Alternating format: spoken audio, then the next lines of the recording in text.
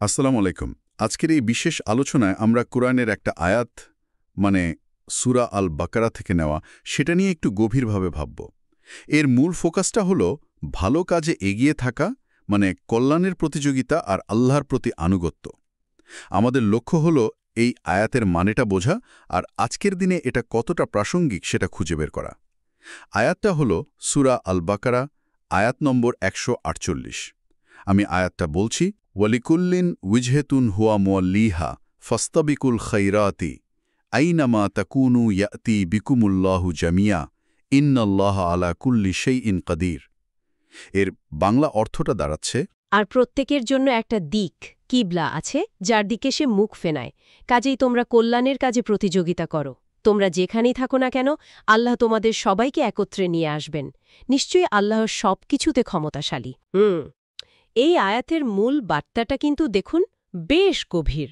আল্লাহ এখানে বলছেন যে প্রার্থনার জন্য প্রত্যেক ব্যক্তি বা সম্প্রদায়ের একটা নির্দিষ্ট দিক থাকে।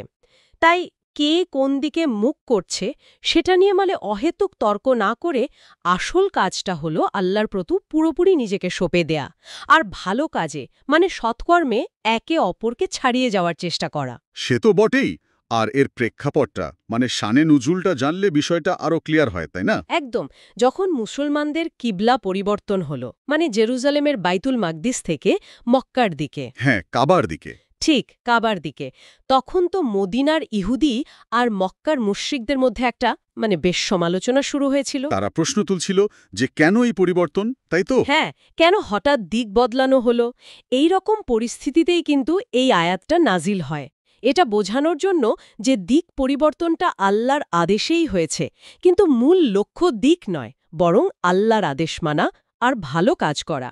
আচ্ছা, তাহলে এখান থেকে আমরা কি কি শিক্ষা নিতে পারি? প্রধান বিষয়গুলো কি কি? দেখুন, কয়েকটা জরুরি শিক্ষা আছে। প্রথমত, কিবলাকে ঠিক করেন আল্লাহ। এটা নিয়ে বিতর্ক নয়, আনুগত্যটাই আসল। দ্বিতীয়ত, আল্লাহর নির্দেশ মানা আর ভালো কাজে এগিয়ে থাকা, এটাই হলো মূল পরীক্ষা বা ফোকাস। ঠিক। তৃতীয়ত, ভালো কাজে প্রতিযোগিতা করতে হবে, কিন্তু সেটা আল্লাহর সন্তুষ্টির জন্য, অন্যকে দেখানোর জন্য বা ছোট করার জন্য নয়। খুব গুরুত্বপূর্ণ পয়েন্ট। চতুর্থত, মনে রাখতে হবে যে আল্লাহ কিন্তু সব দেখছেন, সব জানেন, তার নিয়ন্ত্রণের বাইরে কিছুই নেই। অবশ্যই।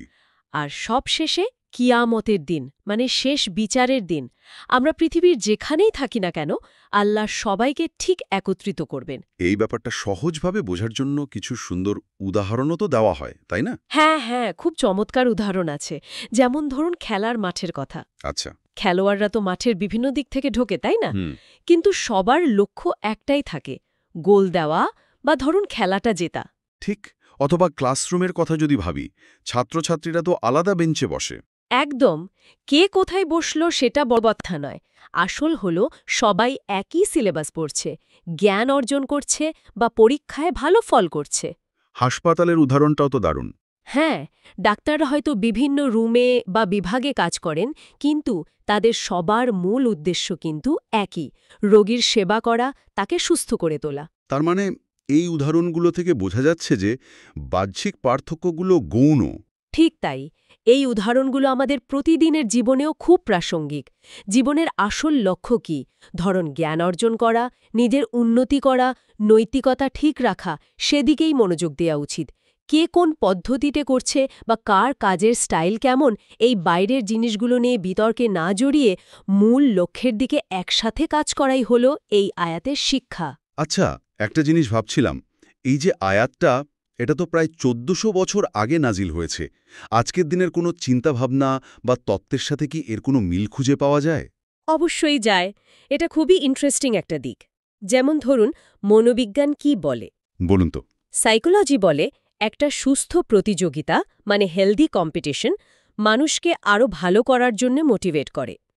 আর যখন সেই প্রতিযোগিতাটা হয় ভালো কোনো কাজে, তখন সেটা ব্যক্তির নিজের উন্নতির পাশাপাশি পুরো সমাজের জন্য কিন্তু মঙ্গলজনক হয়। ঠিক। সমাজও তো এর প্রভাব পড়ার কথা। অবশ্যই। সমাজবিজ্ঞানও একই কথা বলে।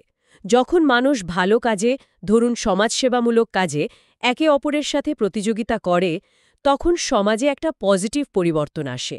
সহযোগিতার মনোভাব বাড়ে। আর প্রযুক্তির দিক থেকেও তো একটা ব্যাপার আছে, তাই না? কিবলার দিক নির্ণয়। একদম ঠিক পয়েন্ট।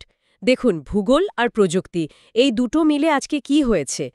পৃথিবীর যে কোনো প্রান্তে বসে একজন মুসলিম কিন্তু খুব সহজেই, ধরুন স্যাটেলাইট বা অ্যাপ ব্যবহার করে, কিবলার একদম সঠিক দিকটা জেনে নিতে পারছে। এটা তো বিশাল সুবিধা। হ্যাঁ, আর যদি ইতিহাসের দিকে তাকাই তাহলে দেখব কিবলা পরিবর্তনের যে ঘটনাটা, সেটা তখনকার মুসলিমদের জন্য আল্লাহর প্রতি তাদের আনুগত্যের একটা বড় পরীক্ষা ছিল। আর এই ঘটনাটা তাদের মধ্যেকার ছোটখাটো বিভেদ দূর করে একটা দারুণ ঐক্যও তৈরি করেছিল। তাহলে পুরো আলোচনার সারসংক্ষেপ যদি করি, ব্যাপারটা দাঁড়াচ্ছে যে কিবলার দিকটা অবশ্যই গুরুত্বপূর্ণ, কারণ সেটা আল্লাহর আদেশ। কিন্তু তার চেয়েও বেশি গুরুত্বপূর্ণ হল আল্লাহর সন্তুষ্টি অর্জনের জন্য ভালো কাজে, মানে কল্যাণের পথে একে অপরের সাথে সুস্থ প্রতিযোগিতা করা। ঠিক। আর সবসময় এটা মনে রাখা যে আল্লাহ সবকিছু দেখছেন এবং শেষ বিচারের দিন তিনিই আমাদের সবাইকে একসাথে করবেন। তখন আমাদের কাজগুলোই হবে আসল বিচারের বিষয়। আলোচনা প্রায় শেষের দিকে, তবে একটা প্রশ্ন মনে আসছে যেটা হয়তো সবার ভাবনার জন্য রেখে যাওয়া যায়। বলুন। এই আয়াত যেখানে ভালো কাজে কল্যাণের প্রতিযোগিতার কথা বলছে, সেখানে আজকের এই জটিল পৃথিবীতে, মানে আমাদের সময়, ঠিক কোন ধরনের প্রতিযোগিতা ব্যক্তি আর সমাজকে সত্যিকার অর্থে উন্নত করতে পারে? মানে শুধু আনুষ্ঠানিকতা বা রিচুয়ালের বাইরে গিয়ে এই কল্যাণের প্রতিযোগিতার নীতিটা আমাদের প্রতিদিনের ছোট বড় সিদ্ধান্ত আর জীবনযাপনে কিভাবে আরও কার্যকরভাবে প্রয়োগ করা যেতে পারে, এটা নিয়ে ভাবা যেতে পারে। খুবই গুরুত্বপূর্ণ একটা প্রশ্ন। এটা নিয়ে অবশ্যই ভাবা উচিত। আজকের আলোচনার জন্য আপনাকে অনেক ধন্যবাদ। আপনাকেও ধন্যবাদ।